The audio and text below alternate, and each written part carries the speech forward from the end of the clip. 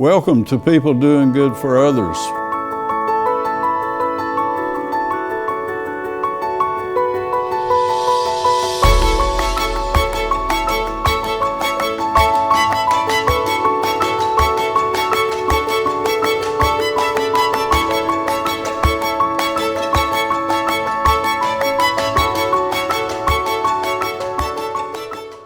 Good morning, I'm Gary York.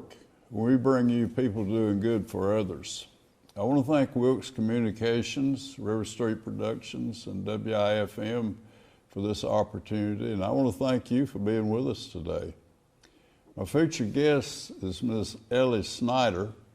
She's with the Wilkes County Cooperative Extension. She's a horticulturist and grew up in Maryland and has a master's from Penn State in agronomy.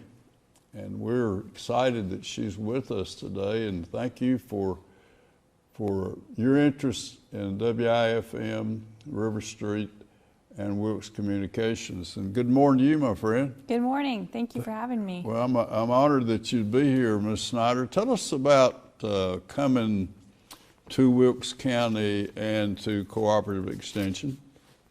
Yeah, so there's a long road that I took that got me here, but I started working in Wilkes County with Extension in September of last year, so September of 2019. But I've been with North Carolina Cooperative Extension for almost 4 years. I was working in Caldwell County previously. Okay. What were you doing there? I actually was in a similar role. I was the horticulture extension agent over there as well with North Carolina Cooperative Extension. So just moved over to Wilkes County in September.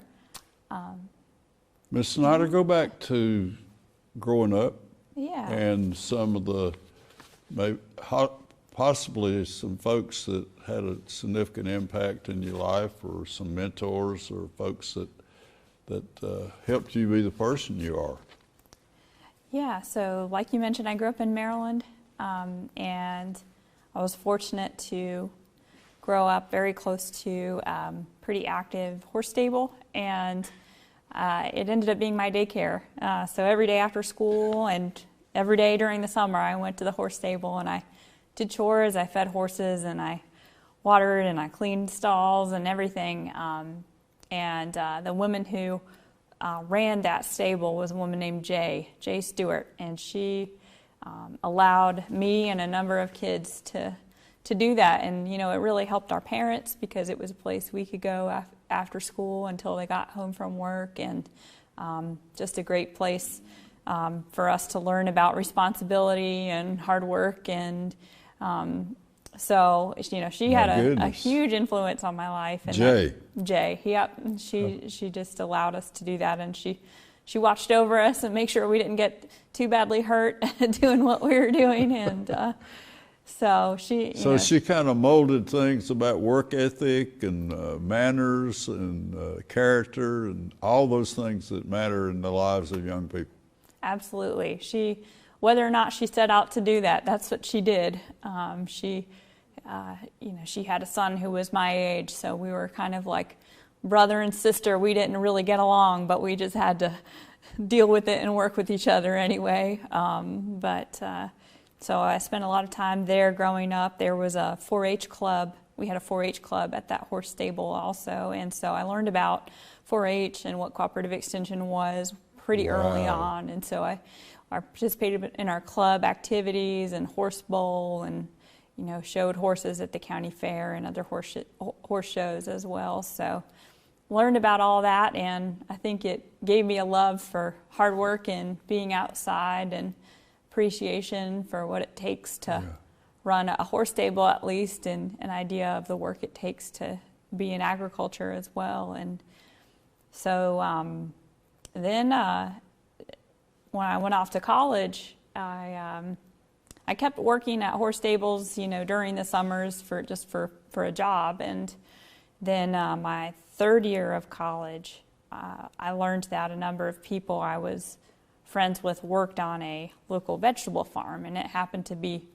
one of the larger vegetable farms in the state of Maryland, and it was just 4 miles from my college campus. And so I started working there and fell in love quickly with Wow. with that kind of agriculture, and I'd always liked eating and food. My family cooked a lot when I was younger. My mom taught me how to cook from a young age, and so I appreciated the value of having fresh fruits and vegetables around all the time. And so getting the opportunity to work at that farm was, it showed me that I could have all those fresh fruits and vegetables all the time if I just if I were in the farming business. And I really liked the science part of it too. I would say another significant mentor was my boss at that farm. He had a master's degree from NC State in soil science, and so he knew a lot about the production system he was working in. He had a degree in botany and one in soil science, so he knew a lot about plants, and he shared that with us as employees, and it really sparked an interest in me. And so once I started working there, I knew that's where I wanted my career to take me, and so that's how I ended up. Thank you for sharing your background, Yeah. Ms. Snyder, Eli Snyder. And so a lot of those formative years, just wonderful things came by you. I mean, you just were a part of so much meaning in life about the good things that we can have, and so you were there right in the middle of it. Okay. St. Mary's College, and I was thinking today, do you live on the Eastern Shore, we say that? Is that? It actually is not the Eastern Shore, but it's a similar. St. Mary's College of Maryland is a public liberal arts college that is in southern Maryland, and that is the area that it's a peninsula between the Potomac River and the Chesapeake Bay. So Okay. My college was maybe 2,000 meters from the Chesapeake Bay, so we were right down there at the tip of that peninsula. Okay. And then eventually to Penn State in agronomy. Let's share that, if you will. Yeah, that's right. I at a certain point with that mentor, that farmer mentor I had, I learned quickly through him that I wanted to go to graduate school too in the agricultural sciences.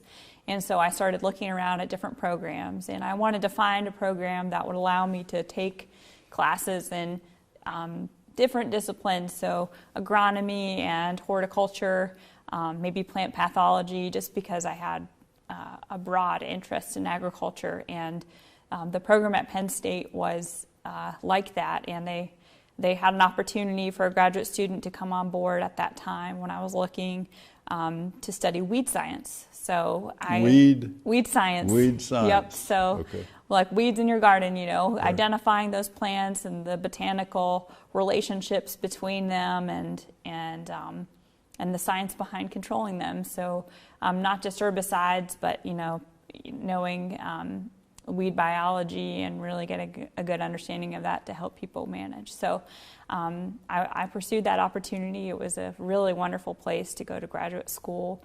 Couple of years? Yeah, it took me about 2.5 years. Okay. I had 3 field seasons where I collected data for my master's thesis, and had to summarize that write up my thesis before I could graduate. So it was on a large, it was on a dairy cropping systems project. So there were a number of different students and researchers working on a project. Wow. So it's pretty neat.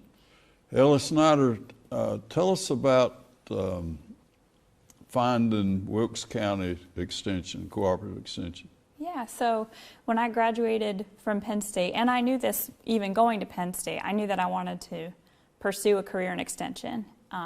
So I sought out an advisor in graduate school who had an extension appointment. So I started getting a little bit of extension experience in graduate school. And then after I graduated, I worked for Penn State Extension. So in a similar role in Pennsylvania. But then my husband got a job teaching at Appalachian State. And so we moved to the area. He teaches building science. So he's in the department called Sustainable Technology and the Built Environment. And he's an engineer. He's an architectural engineer, and he teaches building science at Appalachian State. Wow. So he once he took that job, we moved here. We moved to the area, and so then a couple years after we moved here, I had the opportunity to get back into extension work, and so I started over in Caldwell, and then transferred here to Wilkes last year. Now you helped me as we prepped a little bit before we started with what you're going to do today. And I think that's a wonderful frame, if you will, about what you're going to do this afternoon. Will paint a picture for our folks about what you do. Yeah. Will you do that for us? Absolutely. So later on today, I'm planning to visit our community garden, the Cub Creek Community Garden that's in Wilkesboro. Right. Our office participates in kind of the administration of that garden. So we help assign the plots, and our office provides a newsletter to the people who join that garden. We kind of encourage people to work together to keep up the garden, and a number of our Master Gardener volunteers are very involved in that garden. And so the Master Gardeners is You do the Master Gardener teaching? I do, yep. Do you? Wow. That's a volunteer program that's run through Extension, and every county, well, most counties have a Master Gardener volunteer program, so we have one, and so a number of our active Master Gardener volunteers are involved at the garden. They're very present there. They help other gardeners, learn how to take care of their gardens, identify pests and that kind of thing, and they also manage their own plots there, and they grow food in those plots for donation to the community. So it's an endeavor for Master Gardeners to have a community garden, and the proceeds go to the community? That's right. That's one of the projects that the Master Gardeners do. So they do many other things as well, but a number of them, that's kind of how they use their volunteer efforts by helping at the garden and growing food for donation. How could a person contact you if he or she might want to become a Master Gardener? When do you start it, and some of those things? Right. So they can just call me anytime, and usually what I do is I maintain a list of people who are interested in that program, and I plan to offer the class every other year for people to train. So it's usually a 13 or 14 week class, and it's once a week. We meet once a week. And all day? It's just a half day. Maybe there's a couple days that are all day, and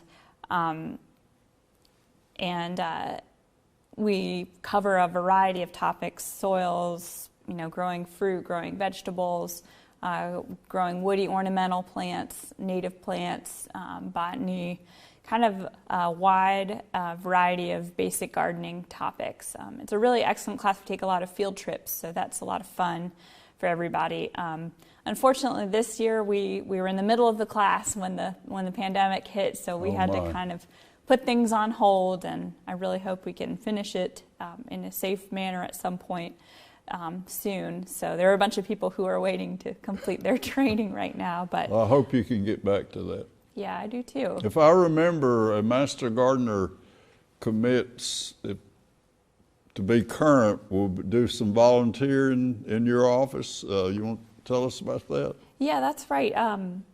So anyone can take the class, but people who choose to stay on as volunteers, our statewide policy is that we ask you give an initial contribution of 40 hours. So after you take the class, or in that first year, you volunteer 40 hours of your time.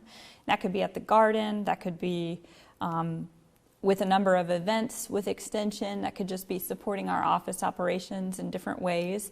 And then beyond that first year, we ask volunteers to contribute 20 hours of service. And like I said, they can choose how they want to do it. And then we also ask them to get 10 hours of continuing education. So they're supposed to take classes, whether it be in person, online, just to stay present and current with all the new information that's out there. And there's many opportunities to do that. And I think people enjoy that. We have a monthly meeting, so that's an opportunity where people can, it's an opportunity for education. Usually we have a program at that monthly meeting that's educational in nature. So. Wow, my Yeah. goodness. That's a wonderful way to give back to the community and to enhance one's life too, to be enriched with knowledge. Yeah, that's right. A lot of people find that they learn a lot about the community by participating in that program. So. All right, Eli Snyder, as a horticulturist, and you were going to do some work on insects this afternoon. Tell us about that. That's right. So part of my role as the horticulture extension agent is to work with the different commercial horticulture groups in the county. And of course, one of those groups is the orchard industry. Like Perry Lowe's? That's right. Mm-hmm. Yeah. And so one thing that agents really across the states, not just me, but agents in different counties that have tree fruit growers, we've set up a number of traps, insect traps. Traps? That's right, traps. Okay. So okay. They attract a specific insect to that trap. It's got either a pheromone or some kind of scent that attracts the insect to it. And by trapping them, we can monitor the populations throughout the season, and then based on the populations and the timing of when we see those insects, growers can choose to control for them in the most effective way. So I check those traps on a weekly basis, and then I send out the counts to all the growers to let them know what's going on. So they know about insecticides or treatments they might need to do? Is that the way it works? That's right. So yeah, they can decide on when they might apply a certain treatment, or we might detect if the populations are particularly high. Is insecticide the right word? Yeah, insecticide would be something you would use. Herbicide? To herbicide is used to control weeds. Weeds. So, okay. Yeah. Yep. And then the other thing they're using a lot is fungicide, which is to control diseases. So, and then there's a couple other products they might use for different I've always issues. wanted to ask this question, and it's organic. What does that mean? That's a good question. So organic refers to a set of production practices, and really that word right now is kind of dictated by the USDA. So the Department of Agriculture, the U.S. Department of Agriculture, has a organic program, and they have set standards that regulate what an organic producer can use in their production practices. And generally speaking, what organic means is that they're not using any synthetic materials, so they're not using anything that is made from a chemical process. They're using naturally based products in all their production. So natural fertilizers, and organic producers do use pesticides too. They have insecticides and fungicides that they use, but they have to be made from naturally derived products. Okay. Yeah. All right. Thank you very much. Mm-hmm. So some other endeavors for you as a counselor and a helper to our local economy. Tell us about other things that you do, Ms. Snyder. Yeah, so one of my efforts in conjunction with other people in my office is really to promote our local farms and sales from local farms. So part of the work that I do is not only supporting new farmers with their production or experienced farmers with production, but also helping to connect them to new markets that may open up in the area, new places where they can sell their products, provide them information on new ways of marketing. The pandemic certainly provided an opportunity for this. A lot of people went to online sales for a period of time, or they added to their sales by creating online stores. So, and there were some webinars that Extension did to help people get set up with those. So I let people know about those kind of opportunities whenever possible. Oh my goodness! And so I hadn't thought about the marketing of the product. If you shut down, what do you do? Is that what you're saying? Yeah, and it's been interesting this year. because the trend that we've seen is that people who sold to big wholesale accounts like restaurants that shut down, those sales kind of dried up, but the retail sales have been very strong. So people have been able to sell out of their product at a retail level, either at farmers market or through online sales. Online. And so I think that actually it's a changing environment. It's not necessarily bad. It's just a shift, really. So. Okay. Or what are some of the other things that we might not know that you will share with us today that you do? Yeah. So one other thing that I'm going to do today is I'm going to stop by a homeowner who's got a lawn question, and I'm going to look at their lawn and kind of help them figure out what's going on. So homeowner visits, phone calls if people have questions about identifying an insect or disease, or questions about growing something, they can always call our office and we'll provide information as best we can to help them with that. Something else that my role entails is providing pesticide recertification opportunities for people. Recertification. Yeah, so a lot of farmers and commercial landscapers have to hold a pesticide applicator's license with the state of North Carolina in order to apply pesticides legally as part of their business. And so they have to get a certain number of training credits over a few years to maintain their license. Recertify. That's right. And Wow. so our office will provide a number of opportunities throughout the year to do that. And John Cothran and I both offer opportunities throughout the year to do that. So one event that I've started having is a all-day workshop for commercial landscapers. And so they can get pesticide credits there. And then if they have a landscape contractor's license, they can get credits there as well. And we bring in specialists from NC State and other people who work in the landscaping industry to provide education during that day. And I think people appreciate being able to get their credits that day and then also learn something in the process that hopefully helps them. So you're in the teaching endeavors too? Yep, that is part of our role, is to provide education. So Right. Education. Wow. Yeah. Eli Snyder, how about bees? You do anything about bees? I personally don't do a lot other than there is an active beekeepers association here in Wilkes County, and I usually connect people who are interested in keeping bees with that group. We do get calls to our office about swarms and questions about beekeeping, and I usually refer them to that group because I know there's a lot of expertise here locally on beekeeping. Right. There's also some statewide programs that NC State has, some continuing education in that thing, and I try to let our beekeepers know about those opportunities when they come As up. a provider in your chosen field, do you go back, say, to Raleigh from time to time for classes, or how does that work? In-service training, maybe? Yeah, absolutely, I do.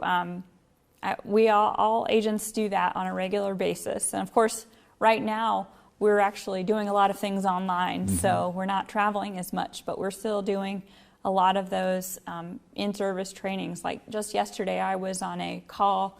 It's an every other week call with a number of our different specialists, and we talk about different pests that we're observing out in the field across the state. So yesterday our blueberry specialist was on, and he talked about some of the blueberry diseases he's seeing, and also I don't know if you remember hearing about the cicadas that we had here. Yes, tell us about that. Yeah, so we had an emergence of one of our periodical cicadas this spring, and I had the opportunity to visit a new blueberry planting in the county just a couple weeks ago, and they were asking what was going on, and it turns out they had a major cicada damage on their new blueberries. And I think the blueberries will grow out of it and they'll be okay, but that was the first time I had seen it in the field.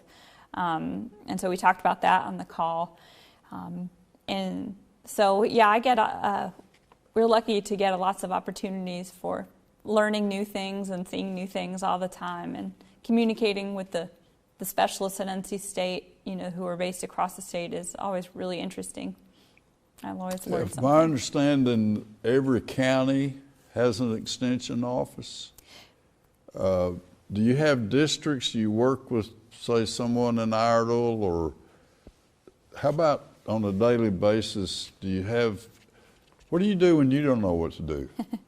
That's a great question. So we do have extension districts, but I'm not limited to who I can work with, really, but we do have some area specialized agents. So there are people who specialize, for example, in fruit and vegetables. There's one person who is kind of in my role, but a step above, and he covers the western about 30 counties, and he specializes in fruit and vegetables. So usually if I don't know something, I'll ask him first. Okay. And we have someone who does that for nursery and greenhouses also in the western part, and I'll ask her if I don't know the answer to a question. And then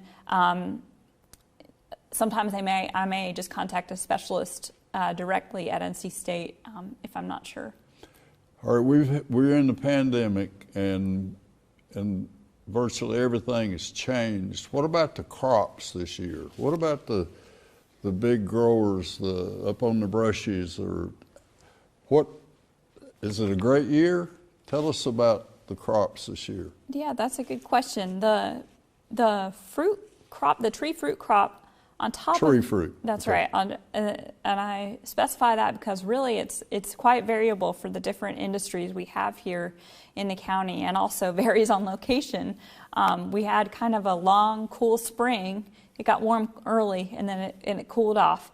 And then we had this late frost event in May. We had a very late, unexpected frost. And for most of the people growing tree fruit on top of the brushy mountains, the crop fared fine. It didn't get as cold there at the higher elevation, but folks who are down in lower valleys where cold air sinks, there is some frost damage. So I've seen frost damage on peaches, I've seen a little bit on apples, and I've seen it on blueberries down in those kind of frost pocket areas. But for the most part, that fruit crop is looking pretty good. The peaches did pretty well this spring, and they're starting to come in now. And that late frost did cause some issues for our grape growers, I know. So there's some setbacks maybe for the wine grapes in the area as a result of that late frost.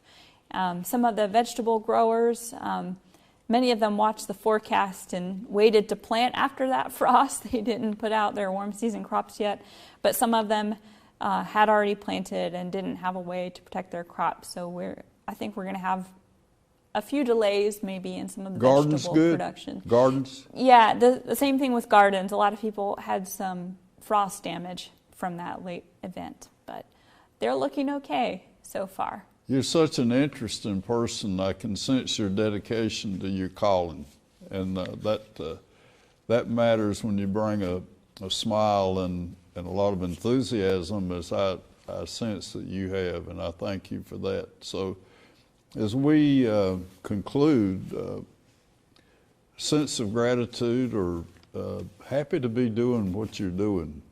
Tell us about your career and your calling and how things are working for you right now. Yeah, I feel really lucky to be working with the colleagues that I have in Extension.